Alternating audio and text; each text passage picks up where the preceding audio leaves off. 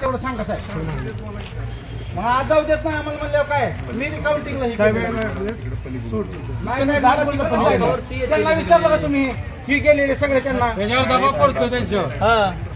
नाही पण मला तिथं ह्यांना जायला परवानगी आहे, मला का नाही त्यांचा काय संबंध नाही. काय संबंध आहे त्यांचा? त्यांना अधिकार नाही तिथे कोण त्यांना काय अधिकार आहे का कोणाचा कोवर अहो ते का कसं द्या गेले ते बरं तुम्ही ह्यांना विचारलं का प्रशासन म्हणून तुम्ही विचार मग त्याच्याजवळ एकाजवळ आहे का दाखवा बरं मला.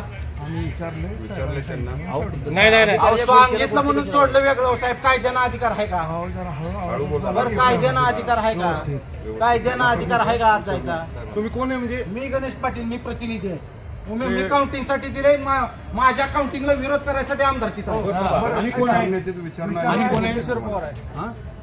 मी एकटा बाजार गणेश पाटील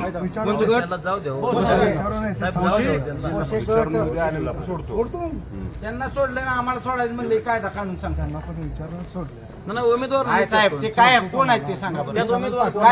कायद्यानं त्यांना अधिकार आहे त्यांना सोडायला काय तुम्ही ना आम्हाला म्हणले. असं काउंटिंग चालू असताना अधिकारी खुर्चीच्या खुर्चीजवळ जाऊन बसायला येतं का?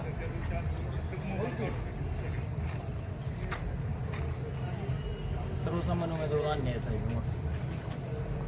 रिकाउंटिंगला अर्ज केला रिकाउंटिंगला साहेब एकाजवळ सुद्धा तुम्ही तिथं मीटिंग कारवाई केली पाहिजे साहेब. तुम्ही ह्यांच्यावर नाही साहेब तुम्ही कारवाई केली पाहिजे. सांगितलं म्हणून सोडलं ही बरोबर नाही साहेब. मीटिंगची कोणी सांगितलं साहेब?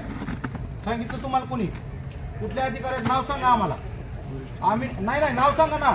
आम्ही निवडणूक अधिकाऱ्याला विचारतो असं वरिष्ठ अधिकाऱ्याला सांगितलं की सोडतात का म्हणून.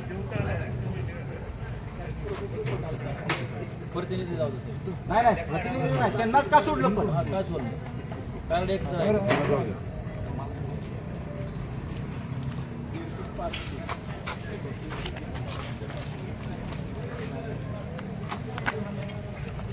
तर पहिली चूक अशी केली की 20 मतदान झाल्यानंतर